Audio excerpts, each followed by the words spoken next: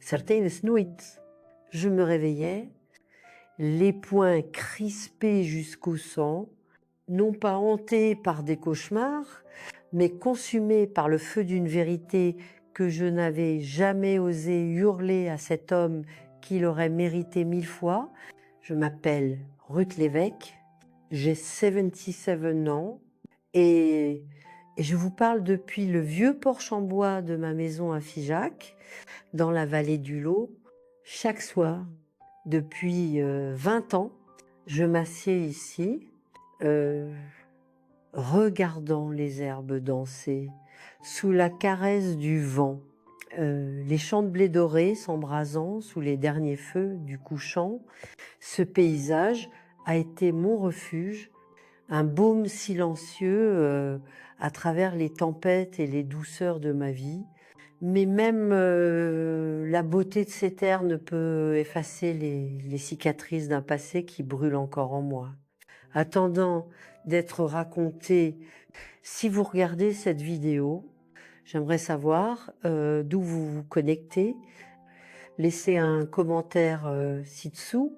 Dites à cette vieille dame dans quelle partie du pays ou du monde vous êtes. Ça me donne l'impression d'une vraie visite, comme des voisins partageant des histoires à travers une clôture. Et si mon histoire vous touche d'une manière ou d'une autre, mettre un petit cœur sur cette vidéo réchaufferait ce vieux cœur qui est le mien. Alors, où en étais-je? J'avais juste 27 ans quand j'ai obtenu cette promotion chez Textile du Lot en 1974.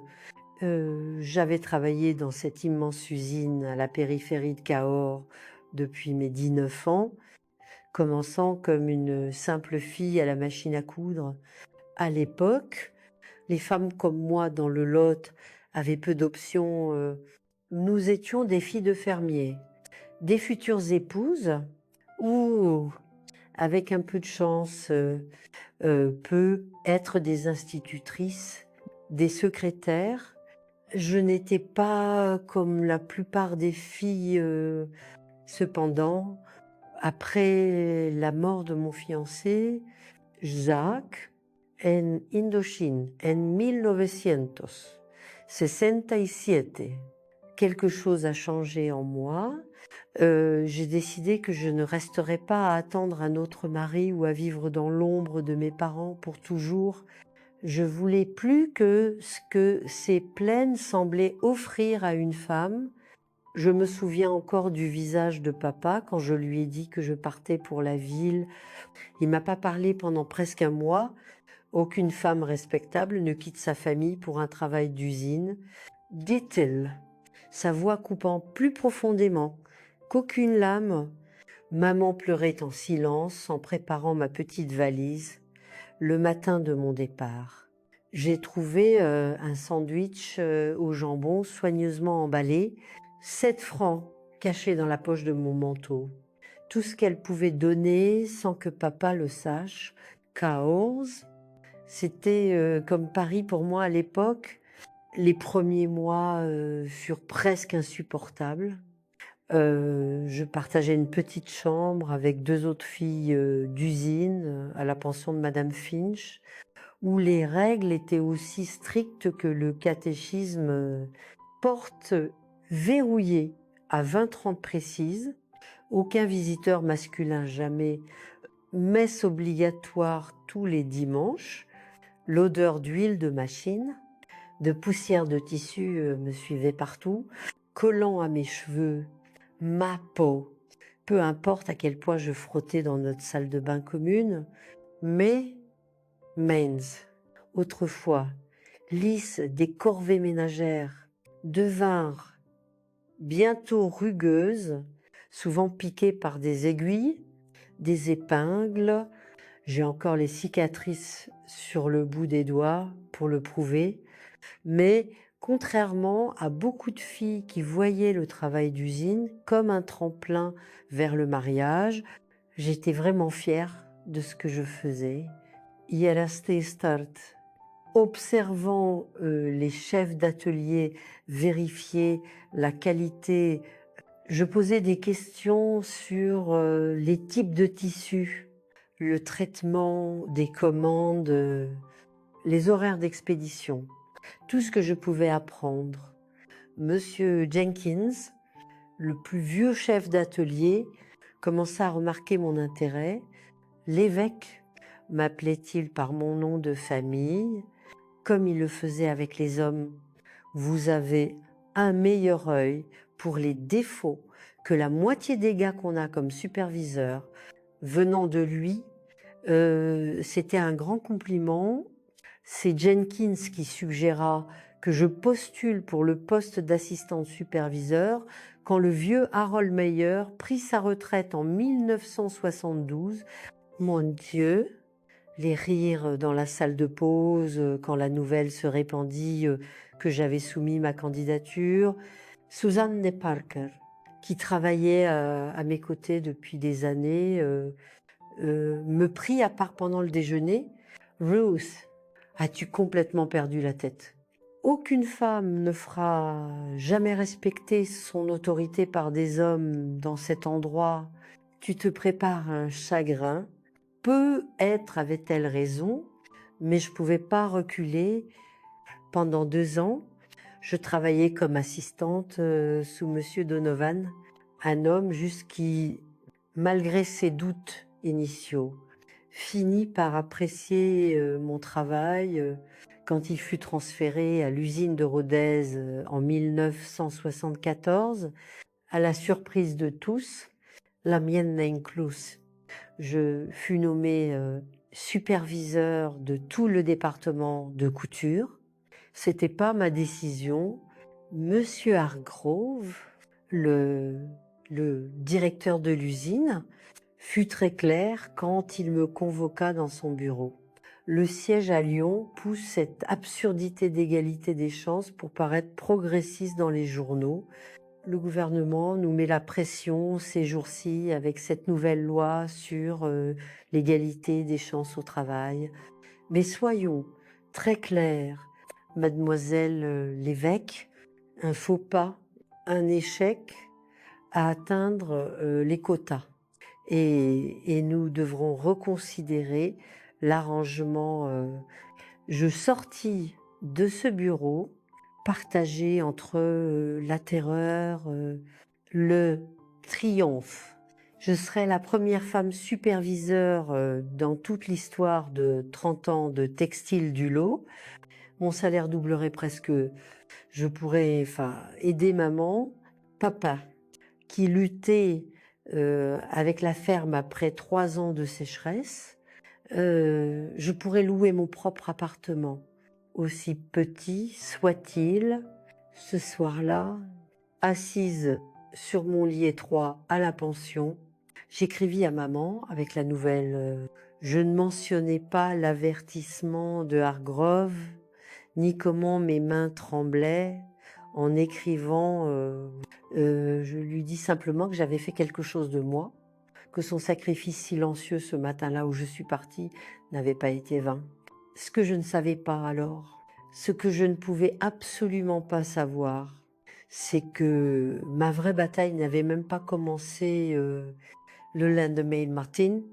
Je rencontrais pour la première fois mon nouveau supérieur direct, Vernon Rowland, le directeur de production transféré de l'usine de Marseille. Dès que ses yeux bleu froid m'évaluèrent de la tête aux pieds, je ressentis un frisson qui n'avait rien à voir avec le mauvais chauffage de l'usine.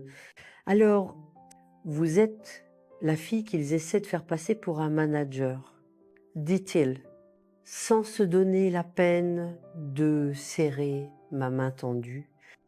Voyons combien de temps dure cette petite expérience.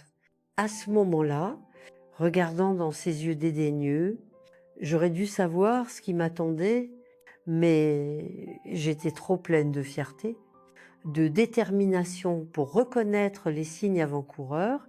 Je redressai les épaules, soutint, sans regard directement. This je je m'attends à ce que ça dure aussi longtemps que la qualité de mon travail le dicte. Monsieur Roland, son sourire n'atteignit jamais ses yeux. Nous verrons cela. Mademoiselle l'évêque, nous verrons certainement, et c'était que le début. Je ne savais pas encore que pendant les 4 années suivantes, cet homme ferait tout en son pouvoir pour briser non seulement ma carrière, mais mon esprit même. Il a presque réussi aussi si je n'avais pas fait ce que j'ai fait ensuite. Le lendemain de ma promotion, j'arrivais à l'usine 30 minutes en avance, l'estomac noué, mais la tête haute.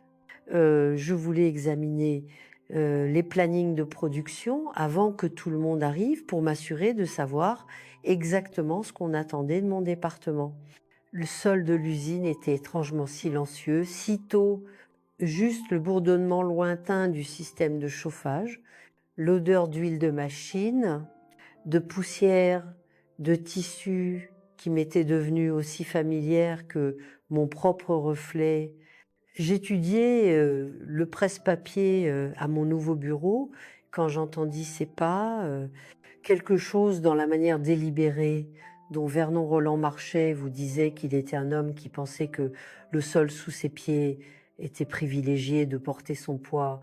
Surprise de vous voir survivre à la nuit, dit-il, s'appuyant contre l'encadrement de la porte de mon petit bureau vitré. La plupart des femmes auraient réfléchi 2 fois d'ici le matin. Je ne suis pas la plupart des femmes. Monsieur Roland, répondis-je, sans lever les yeux de mes papiers, ces objectifs de production semblent réalisables, mais j'aimerais discuter du problème avec les machines à filer sur la ligne 3. Je n'ai pas demandé votre avis sur l'équipement. L'évêque, il entra dans mon espace, dominant mon bureau. Votre travail est de faire coudre ces filles à temps. Les machines sont mon problème. Ce fut le premier de nombreux rejets au cours des semaines suivantes. Il devint clair que Vernon Roland s'était donné pour mission personnelle de s'assurer que j'échoue. Ça commence petit. Les plannings de production changeaient mystérieusement sans que je sois informée. Les mémos importants destinés à mon département ne m'atteignaient jamais. Lors des réunions de gestion, ma chaise disparaissait d'une manière ou d'une autre, me forçant à rester debout maladroitement ou à entraîner une d'une autre pièce pendant que tout le monde regardait. Désolée pour ça. L'évêque, disait Roland, avec une fausse sollicitude, ça doit être le concierge. Il n'a probablement pas réalisé que quelqu'un serait assis là. Les hommes riaient, aucun ne croisant mes yeux. C'était pas de mauvais hommes. La plupart, juste des laches, ayant peur d'être associés à l'expérience de l'usine. À la fin du premier mois, le sabotage devint plus audacieux. J'arrivais un lundi pour découvrir que tout mon département avait été informé que leur poste commençait 1 heure plus tard que prévu. Sauf que personne ne m'avait informé du changement. Monsieur Hargrove me convoqua dans son bureau cet après-midi-là. Mademoiselle l'évêque, nous avons perdu environ 500 francs en production aujourd'hui à cause de votre erreur de planification. Son visage ne montrait aucune émotion alors qu'il glissait un avertissement écrit sur son bureau pour que je signe. Mais monsieur, je n'ai pas été informé d'un changement d'horaire. Monsieur Roland dit qu'il en a discuté avec vous. Vendredi après-midi, insinuez-vous qu'il ment? Je fixais le papier, ma main tremblant légèrement alors que je prenais le stylo. Non, monsieur, ça ne se reproduira plus cette nuit-là. Je pleurais dans mon oreiller, dans mon petit appartement. J'avais quitté la pension avec mon salaire accru, mais je jurais que ce seraient mes dernières larmes pour Vernon Rolland. J'étais la fille d'un fermier du lot. Nous ne brisons pas facilement. Le schéma continua. De petites cruautés conçues pour me faire abandonner. Mes documents disparaissaient. Les demandes de maintenance pour mon département étaient mystérieusement retardées. Lors des contrôles de qualité, Rolland inspectait le travail de mon équipe avec une minutie exagérée, trouvant des défauts invisibles pour quiconque. Cette couture est totalement inacceptable. Annonçait-il bruyamment sur le sol de l'usine pendant que les travailleurs d'autres départements s'arrêtaient pour regarder. Est-ce le standard que vous autorisez? Mademoiselle l'évêque, peut être que les travaux domestiques conviendraient mieux à vos talents. Les femmes de mon département essayaient d'être solidaires à leur manière discrète. Marthe, qui cousait des cols depuis 20 ans, laissait une pomme ou un biscuit fait maison sur mon bureau quand les choses devenaient particulièrement difficiles. Doreen, à peine 20 ans, mais avec des doigts agiles qui surpassaient tout le monde, restait tard sans qu'on le lui demande si nous prenions du retard. Ne laissez pas ce diable vous chasser. Mademoiselle Ruth, murmura-t-elle un soir, alors que nous travaillions toutes deux en heures supplémentaires. Ma grand-mère disait toujours que le diable travaille le plus dur contre ceux qu'il craint le plus. Au bout de 6 mois, j'étais épuisée, mais toujours debout. Ce que Rolland n'avait pas prévu, c'est que j'étais vraiment bonne dans mon travail. Malgré ces interférences, les chiffres de mon département s'amélioraient. Les femmes répondaient à mon style de leadership ferme, mais juste, respectueux de leur expérience. J'avais travaillé à leur côté. Je savais ce que le travail exigeait d'une manière que les superviseurs masculins ne pouvaient jamais, mais Rolland était tout sauf persistant. En juille 1974, pendant une vague de chaleur qui faisait transpirer toute l'usine à travers leurs vêtements, il fit sa tentative la plus publique pour m'humilier. La grande commande de la fête nationale du 14 juillet pour une chaîne de grands magasins à Bordeaux devait être expédiée. Nous travaillions toujours et nuit pour respecter l'échéance. Je venais de terminer l'inspection de l'expédition finale quand Rolland marcha sur le sol avec M. Hargrove, 2 hommes en costume coûteux, des représentants de la chaîne de Bordeaux. Et voici notre département de couture, disait Rolland, tout sourire et charme. And you, apparemment, nous avons eu des problèmes de contrôle de qualité avec votre commande. Mon cœur s'arrêta. J'avais personnellement vérifié chaque boîte. Des problèmes de qualité, je m'avançais. Monsieur Rolland, j'ai inspecté toute l'expédition moi-même. Il me lança un regard de sympathie exagéré. Oui, c'est plutôt le problème, n'est-ce pas? Il se tourna vers les messieurs.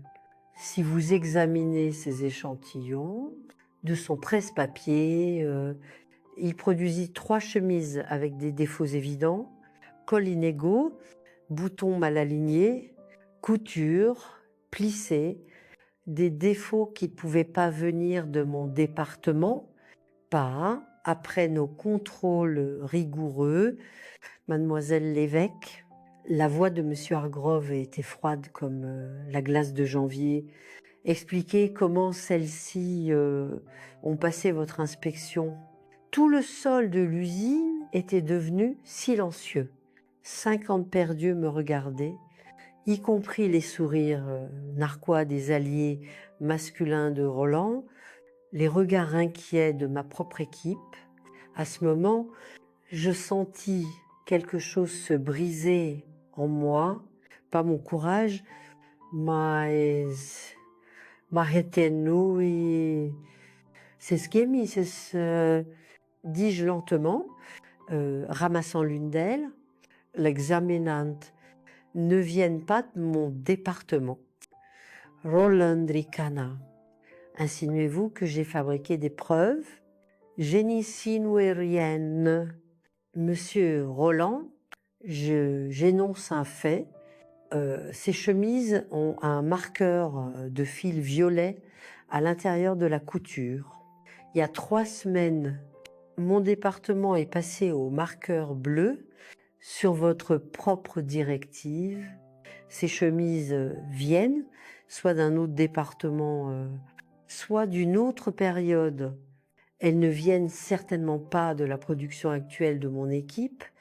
Le silence qui suivit fut assourdissant. Je soutins le regard de Roland, sourcillé. Monsieur Hargrove s'éclaircit la gorge maladroitement. Vernon, est-ce vrai à propos des marqueurs de fil? Je n'oublierai jamais l'éclair de haine dans les yeux de Roland. Il avait été pris, nous le savions tous les deux. J'ai peu être pris des échantillons dans le bac des rejets à des fins de démonstration, admit-il à contre-cœur, pour montrer à nos invités ce que nous cherchons dans le contrôle de qualité. Les représentants de Bordeaux échangèrent des regards. L'un d'eux, un gentleman plus âgé aux yeux bienveillants, se tourna vers moi. Jeune demoiselle, nous travaillons avec Textile du Lot depuis 15 ans. C'est la première fois que notre commande est prête en avance, avec 0 rejet. Quoi que vous fassiez ici, continuez. Je hochais la tête professionnellement, mais à l'intérieur, je planais. C'était une petite victoire, mais significative. Pour la première fois, quelqu'un avait été témoin des tactiques de Roland, mais je n'étais pas assez naïve pour penser que cela l'arrêterait. Au contraire, l'humiliation publique ne ferait qu'alimenter sa détermination. Il y avait raison. Le lendemain matin, je trouvais une souris morte dans le tiroir de mon bureau. Le surlendemain, les toilettes des femmes près de mon département furent soudainement en maintenance, forçant mon équipe à marcher à travers l'usine pour des pauses toilettes. La semaine suivante, la climatisation de notre section tomba mystérieusement en panne pendant les jours les plus chauds de l'été. À chaque nouveau défi, je m'adaptais. J'apportais un petit ventilateur électrique de chez moi pour chaque femme de mon équipe. Je réorganisais les horaires de pause pour minimiser les pertes de production. Je restais 2 heures tard chaque soir pour revérifier mes documents, faire des copies que je gardais verrouillées dans ma voiture. Ce que Roland n'a jamais compris, c'est que chaque obstacle qu'il me lançait ne faisait que me rendre plus déterminée à réussir. Chaque remarque cruelle, chaque projet saboté, chaque humiliation publique était comme du carburant pour un feu qui brûlait de plus en plus fort en moi. Mais même les feux les plus forts peuvent être étouffés avec assez de saleté. Et Vernon Roland, on avait une réserve inépuisable. À l'automne, malgré tous mes efforts, la bataille constante prenait son tribut. J'avais perdu du poids, développé des migraines, commencé à sursauter au bruit soudain. Mes parents âgés remarquèrent le changement lors de ma visite mensuelle à la ferme. « Tu travailles trop dur, Ruth, dit maman, pressant un linge frais sur mon front pendant une migraine particulièrement forte. Aucun travail ne vaut ta santé. Je ne peux pas abandonner. Maman, Je ne peux pas, ce n'est pas une question d'abandonner. Mais surpris papa indicente. Il avait progressivement accepté mon choix de carrière au fil des ans. C'est une question de se battre intelligemment, pas seulement durement. Ces mots restèrent avec moi sur le trajet de retour à Cahors. C'est Petra Inseliemen. Qu'est-ce que cela signifiait dans cette situation? Je ne pouvais pas surpasser Roland en grade, je ne pouvais pas changer son opinion sur les femmes dans la gestion, je ne pouvais même pas l'éviter. La réponse me vint cette nuit-là, alors que je restais éveillée, regardant mon plafond. Si je ne pouvais pas changer Roland ni lui échapper, je devais trouver un moyen de me protéger de lui. Et la seule protection dans ce monde contre les hommes puissants était la preuve. Le lendemain matin, j'achetais un petit carnet à spirale avec l'argent de mon déjeuner, rien de spécial, juste un bloc-notes basique qui pouvait tenir dans mon sac, mais il deviendrait l'arme la plus importante de mon arsenal contre Vernon Roland, le début d'une révolution que personne n'aurait pu anticiper. Documentation, murmurai-je à moi-même en écrivant la date sur la première page. Voyons à quel point tu es vraiment malin. Monsieur Roland, ce petit carnet à spirale devint mon compagnon constant. Je le gardais caché dans mon sac pendant la journée, y écrivais religieusement chaque soir, documentant chaque affront, chaque sabotage, chaque malentendu orchestré par Vernon Roland. J'étais méticuleuse, notant les dates, les heures, les témoins, les mots exacts prononcés. Je conservais même les mémos avec des instructions contradictoires, les glissant entre les pages comme des fleurs pressées de preuves. 3 octobre 1974. Roland a informé l'expédition que la commande urgente de notre département pour Galeries Lafayette serait retardée de 2 jours. Lorsqu'interrogé, a prétendu que j'avais demandé l'extension témoin. Jean de l'expédition, Carole de la facturation, 7 octobre 1974. Trouver les quotas de production de mon département augmentés de 15% sans personnel supplémentaire. Autre département inchangé. Hargrove prétend que Roland lui a dit que j'avais vanté que nous pouvions en gérer plus. Aucune conversation de ce genre n'a eu lieu 12 octobre 1974. Troisième fois ce mois-ci que les demandes de maintenance de mon département sont égarées. Les machines Murder 7, Taberger 13 restent non fonctionnelles. Dorothée Miller a perdu une demi-journée de salaire en raison de l'impossibilité de travailler. Chaque entrée était une petite pièce d'un puzzle plus grand, un schéma de comportement si systématique qu'il ne pouvait être rejeté comme une coïncidence ou un malentendu. Mais je savais qu'un carnet de plaintes ne suffirait pas seul.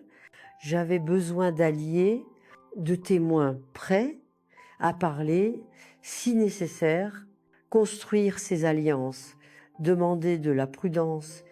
La plupart des hommes en gestion s'étaient déjà alignés sur Roland, soit par accord sincère avec ses vues sur les femmes dans le leadership, soit par simple instinct de préservation.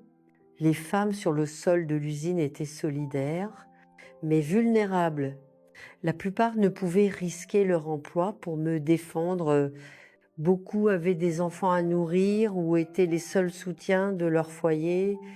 Je commençais petit avec Gladys en comptabilité, une femme sévère dans la cinquantaine, qui était avec l'entreprise depuis les années de guerre, ne tolérant aucune sottise de quiconque, y compris Roland. Il a altéré les feuilles de temps de votre département, me chuchota-t-elle un jour dans les toilettes des femmes, le seul endroit de l'usine où nous pouvions parler sans oreille masculine. Ça fait paraître que vos filles prennent des pauses plus longues que prévu. Pouvez-vous le prouver? Demandai-je. Elle hésita. Je tiens mes propres registres, pas strictement réglementaires, mais précis. Puis-je les voir? Juste pour comparer avec les miens. Une autre hésitation, plus longue cette fois. Puis, retrouvez-moi au comptoir de déjeuner du Grand Café, Demen, midi précis. Gladys n'était pas la seule à avoir remarqué la campagne de Roland contre moi. Lentement, prudemment, d'autres commencèrent à partager des informations. Richard de la maintenance admit que Roland lui avait ordonné de prioriser les réparations des autres départements avant les miennes. Hélène du personnel confirma mon soupçon que les candidatures pour les postes vacants dans mon département étaient mystérieusement perdues avant que je puisse interviewer des candidats qualifiés. Chaque nouvelle information allait dans mon carnet. À Noël, j'avais rempli le premier et commencé un second. Je les cachais chez moi, glissés dans une vieille boîte à farine où personne ne penserait à regarder. Les vacances apportèrent un bref répit. Roland prit 2 semaines pour visiter sa famille à Brest. L'usine fonctionna plus harmonieusement en son absence que toute l'année. Mon département dépassa les quotas de production 3 jours d'affilée. Monsieur Hargrove me fit même un hochement de tête approbateur dans le couloir.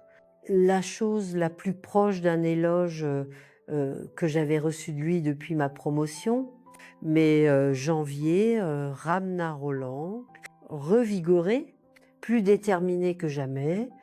L'année 1975 débuta avec son attaque la plus directe à ce jour.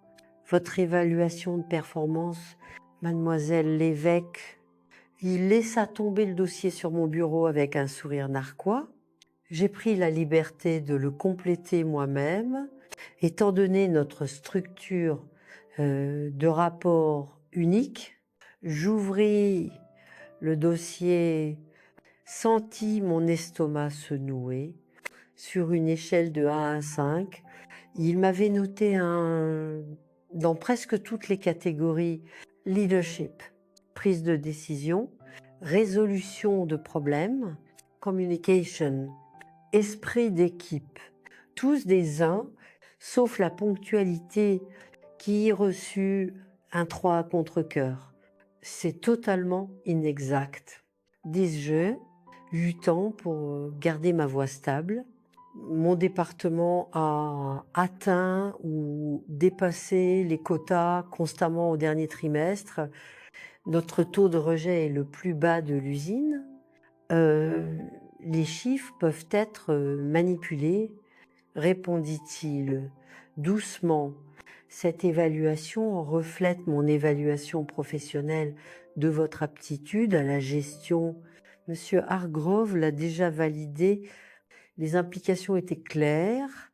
Avec cette évaluation dans mon dossier, je pouvais être rétrogradé ou licencié à tout moment. Tout futur employeur verrait ces notes, supposerait que j'étais incompétente. C'était le coup d'échec et mat de Roland, ou du moins le pensait-il cette nuit-là. Je m'assis à ma table de cuisine, entourée de mes carnets, des divers documents que j'avais collectés. J'avais été sur la défensive trop longtemps. réagissant constamment aux attaques de Roland plutôt que de prendre le contrôle de la situation. Les mots de papa résonnaient dans mon esprit. C'est Petra interiorment, pas seulement durement, il était temps de changer de tactique. Le lendemain, je demandais une réunion avec Monsieur Hargrove. À propos du quoi, Mademoiselle l'évêque demanda sa secrétaire, avec un sourcil levé, à propos d'un schéma de harcèlement au travail affectant l'efficacité de la production, répondis-je formellement. Elle sembla surprise par mon ton professionnel, mais le nota. Il peut vous recevoir jeudi à 14 heures.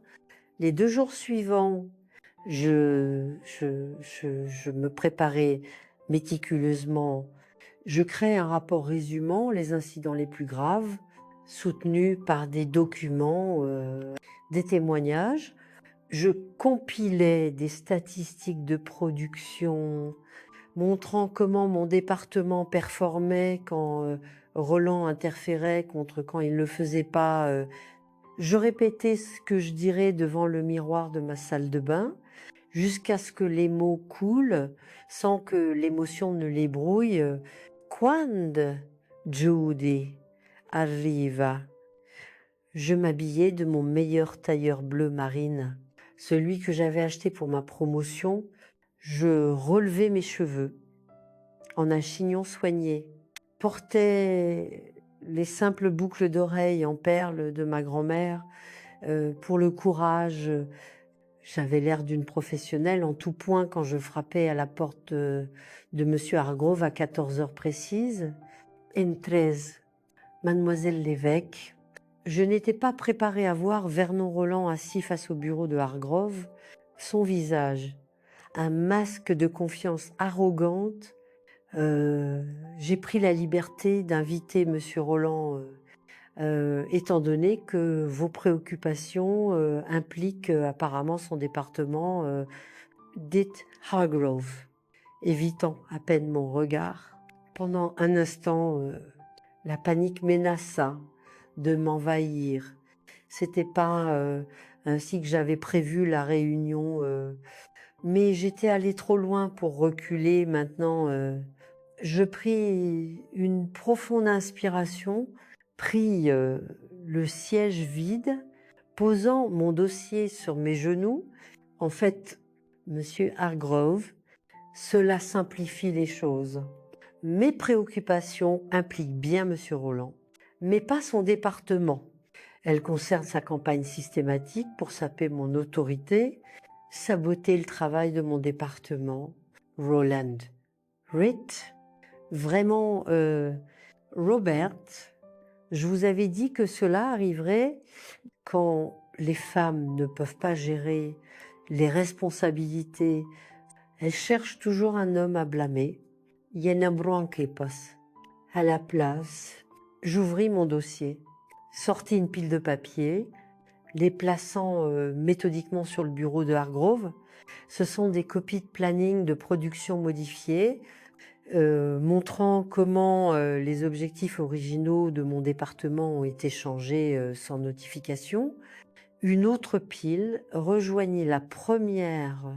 Ce sont des demandes de maintenance soumises à plusieurs reprises pour les mêmes machines, sans aucune action entreprise.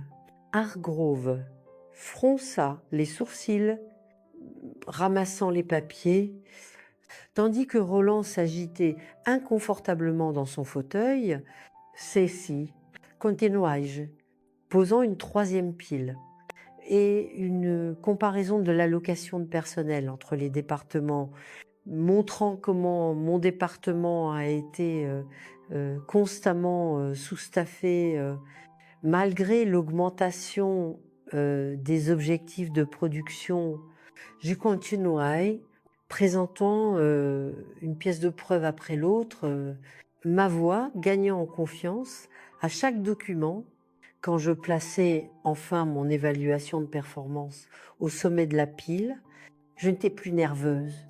Et cette évaluation, que Monsieur Roland prétend que vous avez approuvé contient des notes qui contredisent les données réelles de production de mon département, données vérifiées par la comptabilité, le contrôle de qualité.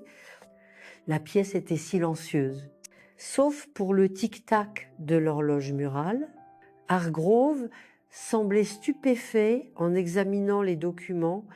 Le visage de Roland avait viré à un rouge alarmant. « C'est absurde !» bégaya-t-il. Enfin, elle a évidemment fabriqué ces dossiers. Ce sont des documents de l'entreprise.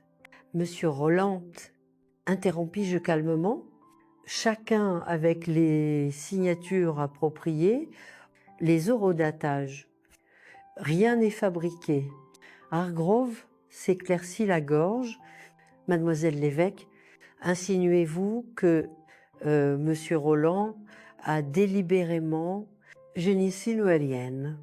Monsieur, je présente des preuves de ce qui s'est passé ces 7 derniers mois. Le schéma parle de lui-même. Roland frappa son poing sur le bureau. C'est exactement pourquoi les femmes n'ont pas leur place dans la gestion. Émotive, vindicative. Ça suffit. Vernon, dit Hargrove sèchement. Il se tourna vers moi. Son expression réservée. Mademoiselle l'évêque, ce sont des allégations sérieuses qui nécessiteront une enquête. Comprends, monsieur, je devrais ajouter que plusieurs employés sont prêts à fournir des déclarations confirmant ces incidents. J'hésitais, puis jouer ma dernière carte.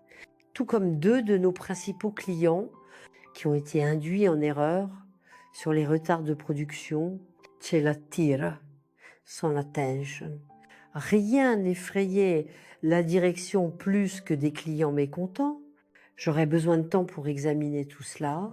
Dites, Hargrove, désignant les piles de preuves. Bien sûr, monsieur, je me levais, lissant ma jupe.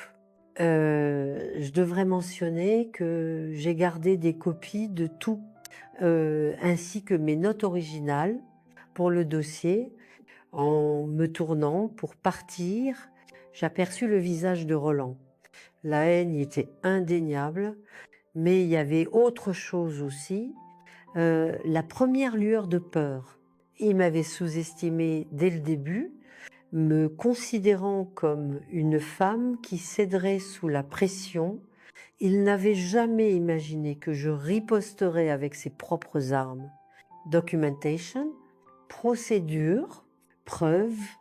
Je retournai à mon département la tête haute, ignorant les regards curieux des travailleurs qui m'avaient vu entrer dans le bureau de Hargrove pour la première fois depuis ma promotion. Je ressentis un sentiment de contrôle. Quoi? Qui il arrive ensuite. Je m'étais défendue pour chaque femme qui avait été sapée, rejetée, sabotée simplement, pour avoir osé diriger. Ce que je ne savais pas alors, c'est que mon petit acte de rébellion allait déclencher quelque chose de bien plus grand que ma bataille personnelle avec Vernon Roland. Les carnets à spirale, cachés dans ma boîte à farine, deviendraient le plan d'une transformation que personne n'aurait pu imaginer, s'étendant bien au-delà des murs de textile du lot. Mais ce soir-là, alors que je documentais soigneusement la réunion dans mon 3e carnet, tout ce que je ressentais était une détermination silencieuse. La guerre n'était pas terminée, mais j'avais enfin riposté et quelque part au fond de moi, sous l'épuisement, l'anxiété, une petite voix murmurait que peut être, juste peut être... je pourrais gagner. Les 3 jours suivant ma réunion avec Monsieur Hargrove furent les plus calmes.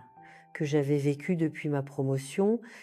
Vernon Rolland n'était pas sur le sol de l'usine. Les rumeurs volaient comme des filages dans une tempête. Certains disaient qu'il était malade. D'autres chuchotaient qu'il avait été appelé à Lyon pour rencontrer le siège. Les femmes de mon département gardaient la tête baissée, travaillaient avec diligence, mais je captais leur regard interrogateur. Concentrez-vous sur la commande de Johnson.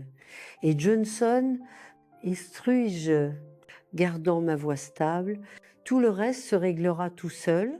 Le 4e jour, la secrétaire de Monsieur Hargrove apparut à la porte de mon bureau. Il veut vous voir maintenant. Mon cœur battait contre mes côtes alors que je marchais vers son bureau, mais je gardais un pas mesuré, une expression calme. Quand j'entrais, Hargrove était seul, son bureau dégagé, sauf pour un seul dossier, mon dossier de preuve. Asseyez-vous, mademoiselle l'évêque. J'ai les fils, croisant les mains sur mes genoux pour les empêcher de trembler. J'ai examiné votre documentation, commençait-il, tapotant le dossier.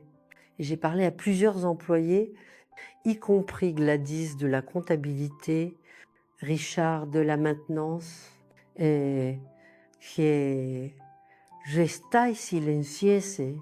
Attendant, j'ai également parlé aux représentants de Printemps qui ont visité l'été dernier.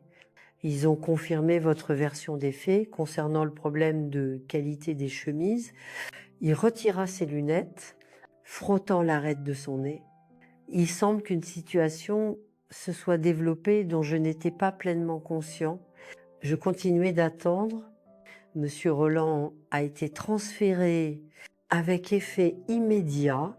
L'usine de Marseille avait besoin d'un chef d'atelier. Il a été réaffecté. Le soulagement m'envahit, mais je gardais une expression neutre. Je veux être claire, mademoiselle l'évêque, l'entreprise n'admet aucune faute dans le style de gestion de monsieur Rolland. C'est simplement un ajustement de personnel pour améliorer l'efficacité. Bien sûr, Dieu forbit que Textile du lot admette qu'un de leurs managers masculins avait systématiquement abusé de son pouvoir pour tourmenter une superviseure féminine. Yeah, compréhens. Monsieur Hargrove semblait mal à l'aise. Votre évaluation de performance a été révisée. J'ai évalué votre travail personnellement basé sur les données de production. Vous la trouverez satisfaisante. Merci. Monsieur, il s'éclaircit la gorge. Une chose de plus, le siège a été impressionné par les chiffres de votre département malgré les défis. Ils ont approuvé un nouveau poste, assistant directeur de production. Responsabilité à l'échelle de l'usine, rapportant directement à moi. Le poste vient avec une augmentation de salaire significative, un bureau à l'étage.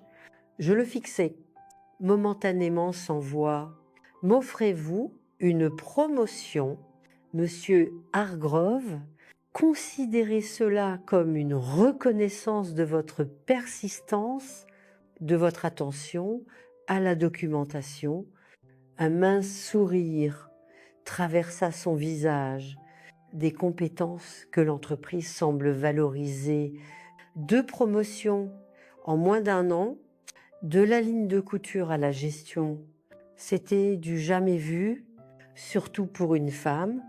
Je serais honorée d'accepter, dis-je, ma voix étonnamment stable malgré les émotions tourbillonnant en moi. Eh bien, vous commencerez lundi prochain. Je suggère que vous commenciez à former votre remplaçante immédiatement. Peut être cette jeune femme de Rennes Escha, qui a géré la ligne en votre absence. Une autre femme en gestion, l'idée aurait été impensable il y a un an, elle serait excellente. Acquiesçai-je en me levant pour partir. Hargrove leva une main. Mademoiselle l'évêque, Ruth, un conseil. Cette promotion vous mettra à la tête d'hommes qui n'ont jamais rapporté à une femme auparavant. Certains ne l'accepteront pas facilement. Je suis consciente de cela. Monsieur, oui, eh bien, il hésita, gardait ses carnets à portée de main. Quelque chose me dit que vous en aurez encore besoin. Je faillis sourire. J'en ai déjà acheté un nouveau. Monsieur, en retournant à mon département ce jour-là, tout semblait différent. Les mêmes machines bourdonnaient. La même poussière de tissu flottait dans l'air, mais je voyais tout à travers de nouveaux yeux. J'avais mené une bataille que je ne voulais pas et j'en étais sortie victorieuse. Ce soir-là, j'appelais mes parents depuis mon appartement. Papa, dis-je quand il répondit j'ai suivi ton conseil de me battre intelligemment. Et ça a marché. Son rire me réchauffa à 3 heures de distance. Je n'en ai jamais douté.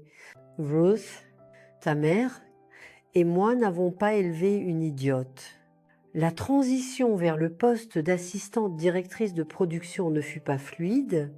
Lors de la première réunion de gestion à laquelle j'assistais dans mon nouveau rôle, quelqu'un avait placé une poupée d'enfant sur ma chaise. Un message pas si subtil sur ce qu'il pensait d'une femme au pouvoir. Je la ramassais simplement, la rangeais dans le tiroir de mon bureau, continuais la réunion comme si de rien n'était. Le sabotage était plus subtil que celui de Roland. Des informations importantes oubliées quand j'en avais besoin, des superviseurs masculins se réunissant sans moi, le commentaire inapproprié occasionnel déguisé en plaisanterie, mais j'avais bien appris mes leçons. Chaque incident allait dans mon carnet, chaque défi était relevé avec une compétence posée plutôt qu'une réaction émotionnelle, et j'étais plus seule. Doreen s'épanouit en tant que nouvelle superviseure de département, apportant des idées fraîches qui améliorèrent encore l'efficacité quand elle rencontrait la résistance. J'étais là pour la soutenir. Quand les hommes essayaient de l'exclure des décisions, je m'assurais que sa voix soit entendue progressivement.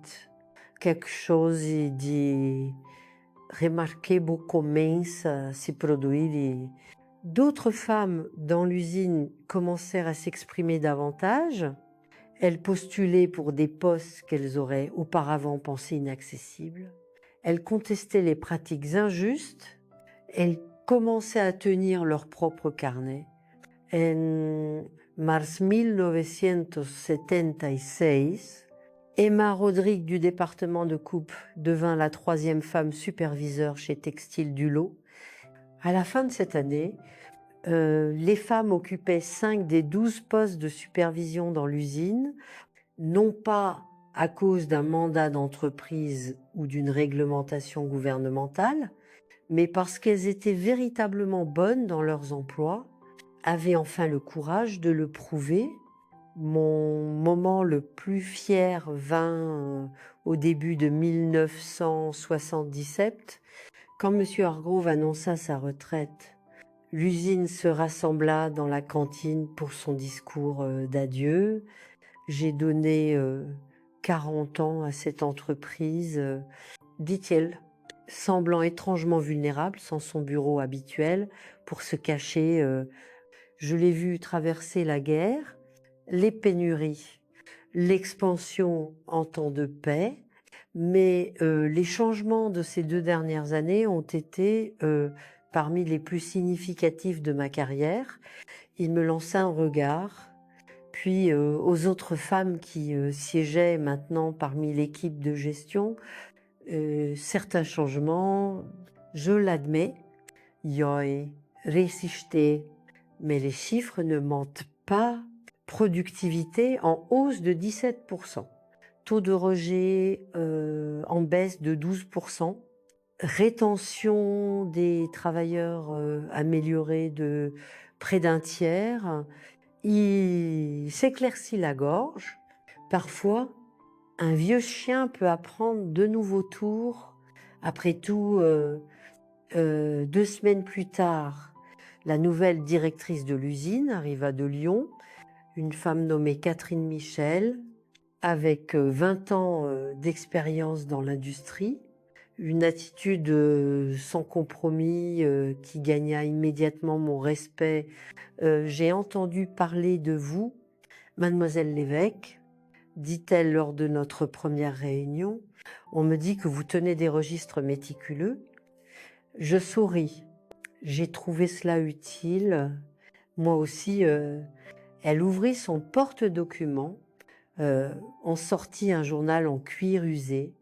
La documentation est la meilleure arme d'une femme dans ce métier. Tiens, et trouver des alliés où vous pouvez...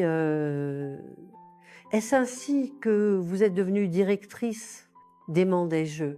Tiens, et être 2 fois meilleure que chaque homme qui voulait mon poste. Elle m'étudia avec des yeux perspicaces. L'entreprise a des plans pour cette usine. Mademoiselle Lévesque, des plans progressistes? Êtes-vous intéressée à en faire partie? Absolument. Au cours des 5 années suivantes, Textile du Lot devint un modèle pour d'autres usines de la région, sous la direction de Catherine, avec mon attention dévouée aux opérations. Nous implémentâmes des changements impensables à mes débuts, échelle de salaire égale, indépendamment du genre, chemin clair, vers l'avancement basé sur la performance, plutôt que l'ancienneté, même une petite garderie pour les enfants des employés. En 1982, quand Catherine fut promue au siège à Lyon, les femmes représentaient près de 40% de notre équipe de gestion. Et moi, Ruth Lévesque, fille d'un agriculteur de blé du Lot, qui croyait autrefois qu'aucune femme respectable ne travaillerait dans une usine, devint la nouvelle directrice de l'usine.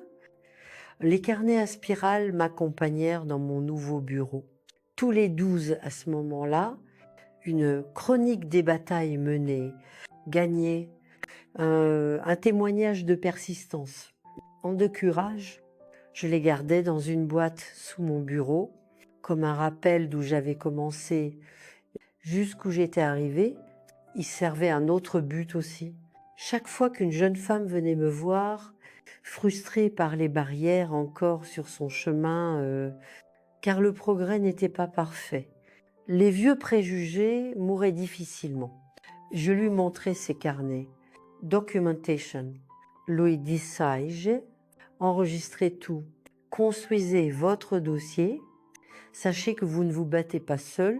Certaines de ces femmes devinrent superviseurs, managers, même cadres. D'autres emportèrent leurs leçons dans d'autres entreprises, d'autres industries. Chacune portait en avant la stratégie simple qui avait fonctionné pour moi. Registre méticuleux, persistance silencieuse, courage de dire la vérité au pouvoir quand le moment l'exigeait. Je pris ma retraite de Textile du Lot en 1995, après 28 ans de service.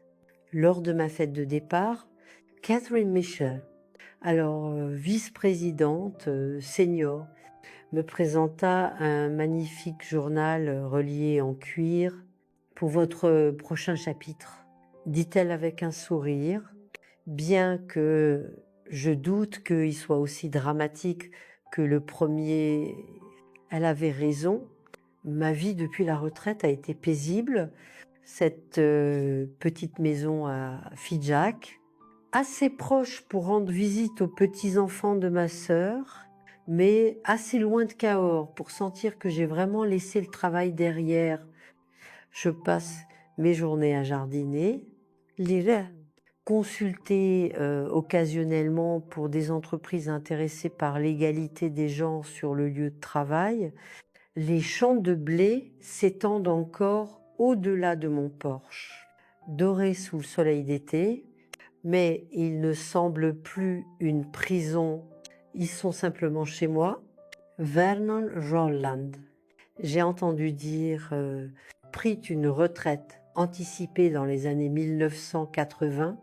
Tout le mal qu'il espérait infliger à ma carrière n'a fait que la renforcer d'une étrange manière. Je lui dois une dette. Sans sa cruauté, je n'aurais peu être jamais trouvé la combattante en moi.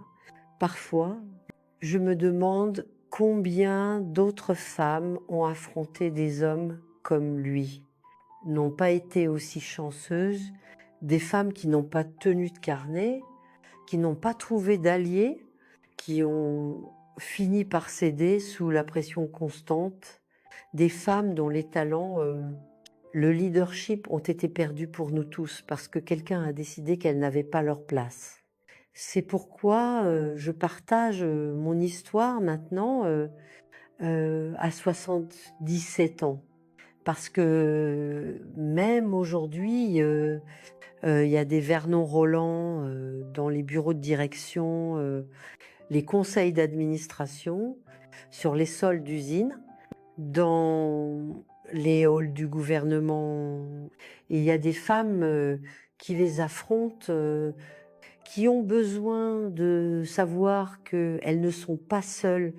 Si vous êtes l'une de ces femmes qui regarde ceci, sachez que votre lutte compte, votre persistance compte, votre leadership compte. Tenez votre propre version de mes carnets, qu'il s'agisse de preuves numériques ou de registres manuscrits. Construisez votre dossier, trouvez vos alliés, ne laissez jamais personne vous convaincre que vous n'avez pas votre place. Oh, et si mon histoire a signifié quelque chose pour vous aujourd'hui, je serais très reconnaissante si vous cliquiez sur le bouton d'abonnement. Mettez un petit cœur sur cette vidéo. Ma petite fille, Jeanne, qui a tout organisé, me dit que ça aide plus de gens à trouver ces histoires. Et il y a plus d'histoires à raconter, pas seulement la mienne, mais celle d'innombrables femmes qui ont mené des révolutions silencieuses dans les bureaux, les usines à travers la France.